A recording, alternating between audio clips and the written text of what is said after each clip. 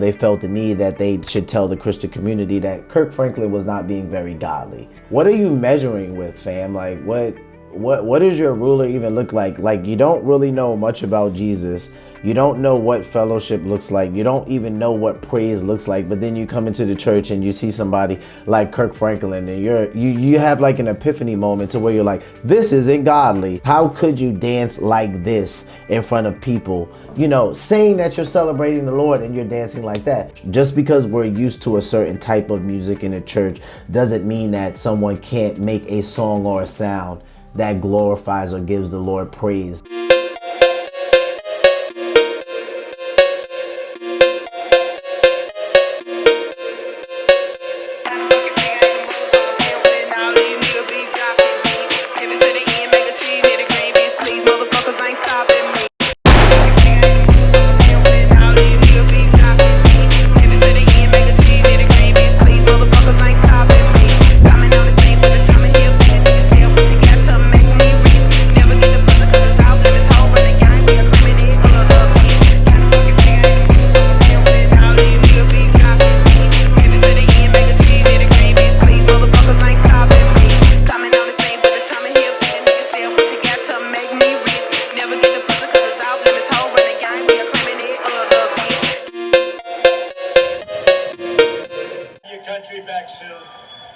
Not only is Harris, do you ever notice when you say Harris, nobody knows who the hell you're talking about?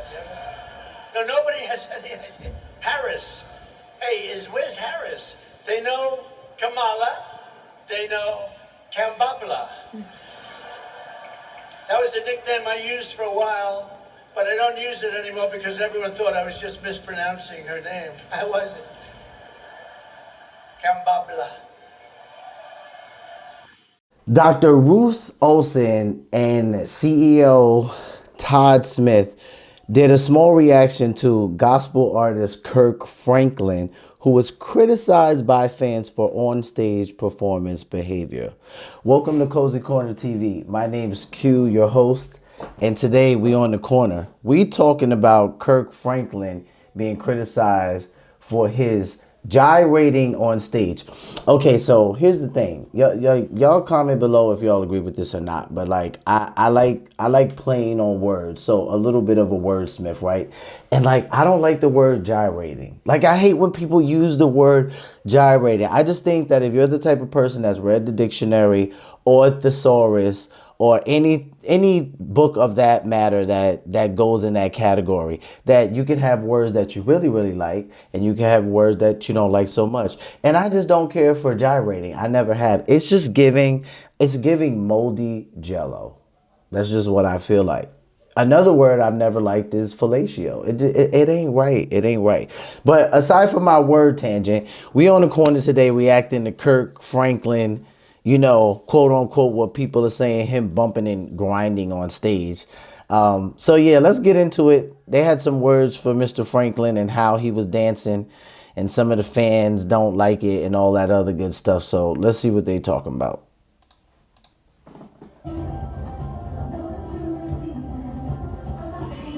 Get it, Kirk. Oh, I know they didn't like this for real. Welcome back to The Factor. Longtime gospel artist Kirk Franklin. He got James Brown moves, don't he? Talent show called The Reunion Tour, which actually arrived in Houston at the Toyota Center tonight. The Reunion Tour.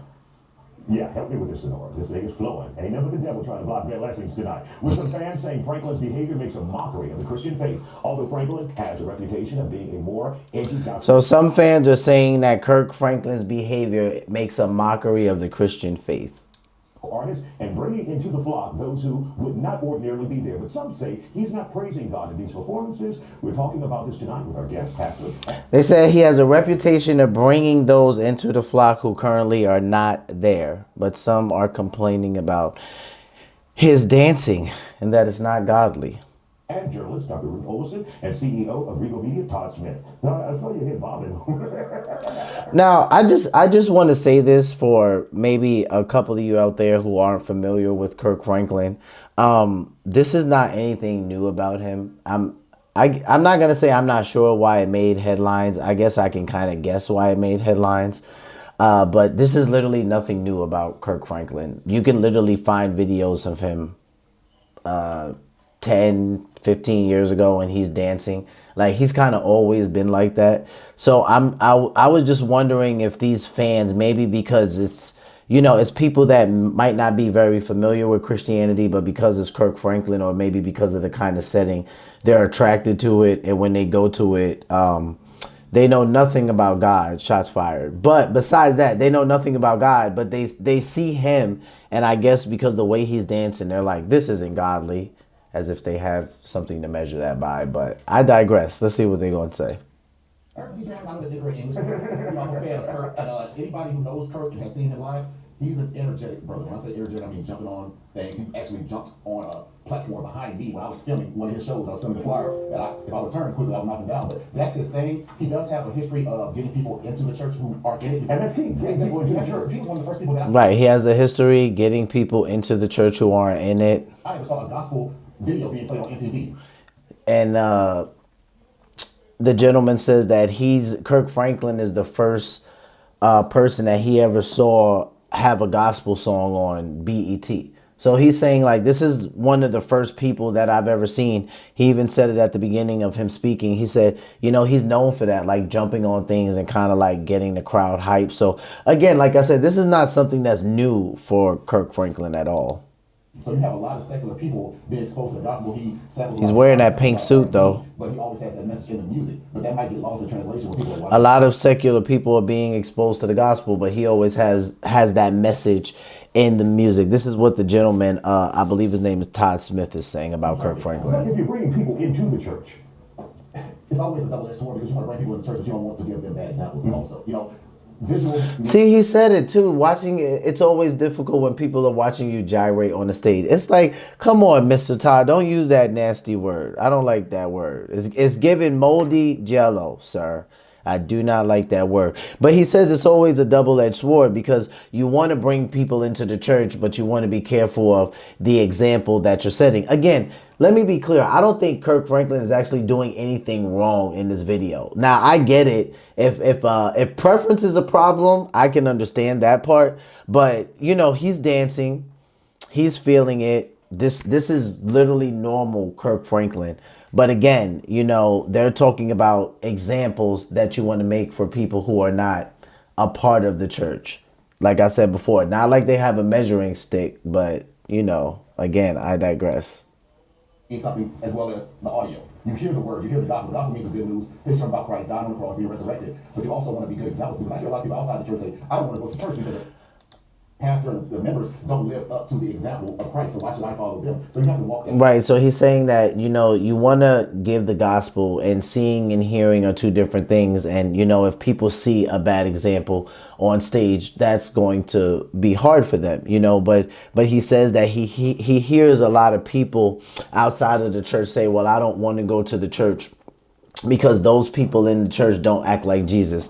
You know, this always amazed me because for me, this is a double-edged sword, right? Because people who are not in the church or a part of the body of Christ, what are you measuring with, fam? Like, what does your ruler even look like? Like, you don't really know much about Jesus.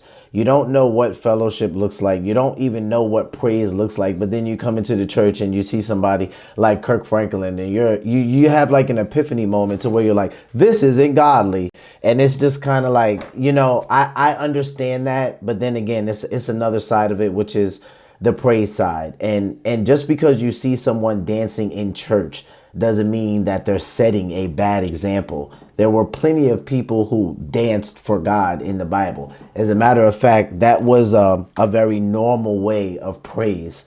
So what they don't like, I'm guessing, is the preference. They don't like his preferential way of dancing when he is either praising or he is on this tour.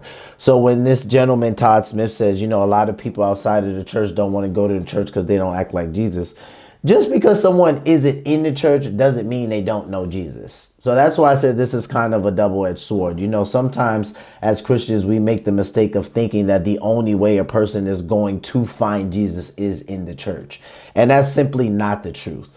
So I get what this gentleman is saying about, you know, people saying, I don't even see the example of Jesus in the church. Like what I'm reading is not congruent when I go into these buildings with what I see. So, you know, that's why setting a great example is very important. But again, I don't think that they're showing Brother Kirk a lot of grace here, because I don't think his form of dancing or this type of dancing is his way of dishonoring God. Fine line. All right, let's bring Dr. Ollison into this, who is in the trenches, in the pulpit. Your thoughts about this? Yes, brother. I saw his live, and he has some issues right now. He has some issues. Where he said, "You guys are about to hack me off or tee me off." He used another word. And so I guess she said she heard a live by Kirk Franklin, Dr. Ruth Ollison, and she said that somewhere at some point in the live he must have said, "You guys are going to tee me off or piss me off," and she was just saying that he might have used a different word, but she can tell that he has issues right now, that Kirk Franklin has issues right now. he's upset about something. That's one thing. There's something going on, and he needs some help in one sense. The gyrations and the movements that he's making way too much. The gyrations. Killing me with this word. So she's like the gyrations, and she says that she thinks right now at this point in his life he needs some help. So this video was 4 weeks ago by Fox 26 Houston. She says that she feels like he needs some help in the gyrations. Like, you know, she says like the younger people say, you're doing too much. Miss Ruth, don't use that word. I don't like this word. Oh, this word gyration. It ain't right. It ain't right. But they're saying that he's doing too much. She feels like what she's seeing Kirk Franklin display is him doing too much right now. You're doing too much. Too much. Yeah. And so when you see that, Kurt is on stage getting it though. you want to see it. What's he trying to do? What's he trying to do? He should have been on the earlier segment. She said, what is he trying to do? He should have been on the earlier segment. Come on, man. Kirk got some moves. Y'all can't be like that. But she doesn't agree with what she's seeing. She's like, you know, what is that? What exactly is he trying to do? So do you see this hurting the church or potential congregants who would come to the church? Well, we keep saying the church and him. So this is not the church. There's a difference between his music and his production of music, which I really love his songs. I've been following it. See, and this is where I get confused, because she says, like, you keep saying the church and this is not the church. There's something different. There's a difference between his music and the production of the music and the church. And this is where it's kind of like, okay, I get it. A lot of Kirk Franklin's music doesn't sound like a hymn. Like, I grew up in churches that had hymnals, and I sang hymns and things like that. So I get it. You know, it definitely usually doesn't sound like Blessed Assurance or something like that. But like the gentleman said, Kirk's message is usually in there about the gospel. Like, we know that Kirk Franklin isn't just talking about some random dude in his music or just whatever you want to do. We know that Kirk Franklin is a Christian, and he's singing and he makes his songs pertaining to Jesus Christ and the gospel. But she's saying this isn't the church, like what Kirk Franklin is doing. And for 25 years. He's 54 years. And then she says she likes his music. She's like, his music is different, which I do like. I've listened to it for a lot of years. So that's what, like, Miss Ruth, you're confusing me. But again, I don't agree with what they're saying here. I don't think that Kirk Franklin is opposite church. Like I said, I get preference. I get if people think his dancing or whatever is too much, but that's just not. He just doesn't put a false gospel out there. Years old. Okay, so he's had a long career, and for him to now be doing this, there's something going on. See, she said he's had a long career, and for him to now be doing this, there's something going on. But this is not new for Kirk Franklin. So this is not necessarily going to draw people to the church. The church is a different entity, a different element. I like his music. I like the message. But a lot of people have been drawn to God's church because of Kirk Franklin's music. There's been a ton of people. There's testimonies about it in lots of places. But he needs a pastor or some spiritual leader to talk to him about how he's doing, or his wife, somebody that he trusts, to be able to speak into his life to say, you're doing too much, or why are you doing this? What is really going on with you? And you know, I'm not gonna discredit what she's saying. I don't know Kirk Franklin personally. He may need somebody to talk to, but I don't think it would be solely off of his dancing. Kirk Franklin actually did a podcast with Tim Ross. I encourage you guys to go back and watch that, The Basement with Tim Ross. And they did some talking on there. It's a very helpful interview. You can get kind of a window into Kirk's personality and some of the things he dealt with growing up. But again, I'm not trying to discredit, Dr. Ruth or Todd Smith. I just don't think they are showing Brother Kirk a lot of grace here. So this really brought me back to a story in the Bible. I'm going to take you guys there to 2 Samuel chapter 6, verses 12 to 23. I'm reading out of the New Living Translation. So 12 to 23, a little bit of a backdrop here is the Ark of the Covenant has been away from God's people. It hasn't been with the children of Israel, right? It was stolen. And David is able to get the ark back. They're able to retrieve it. And now they are bringing the Ark of the Covenant back into the town where David and the people are at. And they are celebrating because of this. And this celebration leads to David breaking out in a dance. And this dance leads to his wife getting pissed off at him. She basically feels like he's a very undignified, ratchet man because of what he was doing. And she basically goes off on him. So I'm going to read this real quick because this reminded me about their reaction to what Kirk Franklin is doing. So it says, then King David was told the Lord had blessed Obed-Edom's household and everything he has because of the Ark of God. So David went there and brought the Ark of God from the house of Obed-Edom to the city of David with a great celebration. After the men who were carrying the Ark of the Lord had gone 6 steps, David sanctified a bull and fattened a calf. And David danced before the Lord with all his might, wearing a priestly garment. So David and all the people of Israel brought up the ark of the Lord with shouts of joy and blowing of ram's horns. Now this says Michal's contempt for David. This is his wife. But as the ark of the Lord entered the city of David, Michal, the daughter of Saul, looked down from her window. When she saw King David leaping and dancing before the Lord, she was filled with contempt for him. She was pissed off. She was mad. They brought the ark of the Lord and set it in its place inside the special tent David had prepared for it. And David sacrificed burnt offerings and peace offerings to the Lord.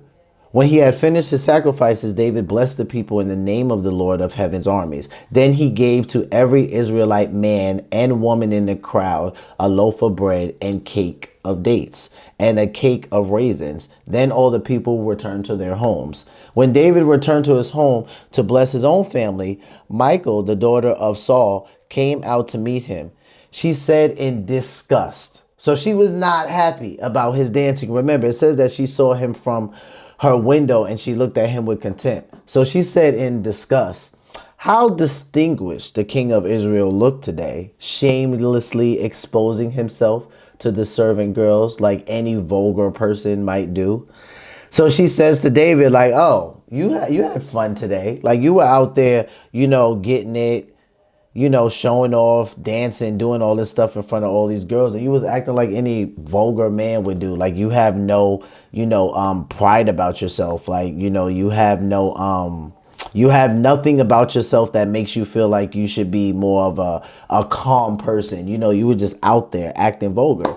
David retorted to Michal, I was dancing before the Lord, who chose me above your father and all his family. Shots fired if you know the story. He appointed me as the leader of Israel, the people of the Lord. So I celebrate before the Lord. Yes, I am willing to look even more foolish than this. Some translations say I'll be even more undignified. So he said, I'm willing to look even more foolish than this, even to be humiliated in my own eyes. But those servant girls you mentioned will indeed think I am distinguished, meaning that the people that she thinks were laughing at him, they'll actually be proud of him. They'll think that he did a good thing. So the story goes on to say more about Saul's daughter and how, she ends up not having children. And there's more to the story with that.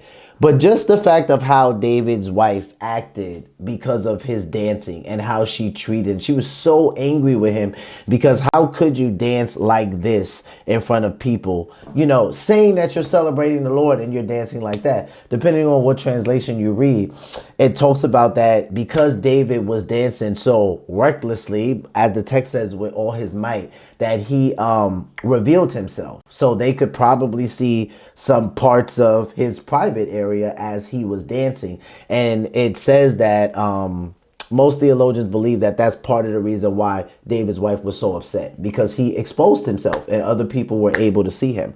So this is familiar to me, because when Kirk is doing some of his moves that look like Michael Jackson and he's getting it, some people are making stupid little comments like he's humping the air. You know, Kirk Franklin is a Christian. Kirk Franklin loves Jesus. He loves God. And he is expressing that the way that he does. He's always loved to dance. So that's the way his praise for the Lord comes out. It comes out in a dance, which actually is pretty godly. So that's why this was confusing for me.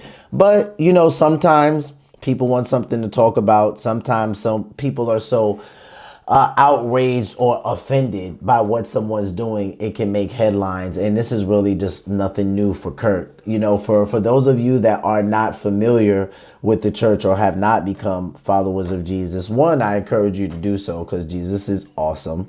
But you know, it's okay to dance and be a Christian. Like, we don't get sent to hell because, you know, we know how to do some type of dance that's even secular. It doesn't work like that. But again, the spirit of offense can be very high in some people. So, you know, they felt the need that they should tell the Christian community that Kirk Franklin was not being very godly. Again, Kirk, more power to you, brother. Like, he still got some moves on him, man. Like, Kirk can move, you know, and he's in good shape, you know. So I'm happy for him. I'm glad his tour is going well. You know, I'm glad he's introducing and drawing people to the body of Christ, because I don't agree with Miss Ruth when she says, you know, this isn't the church. Just because we're used to a certain type of music in the church doesn't mean that someone can't make a song or a sound that glorifies or gives the Lord praise and it's not a hymnal. I think that that's actually very possible. So I appreciate you guys for stopping by. Can't wait to chill with you on the corner again. Be easy, be peaceful, love one another. Peace.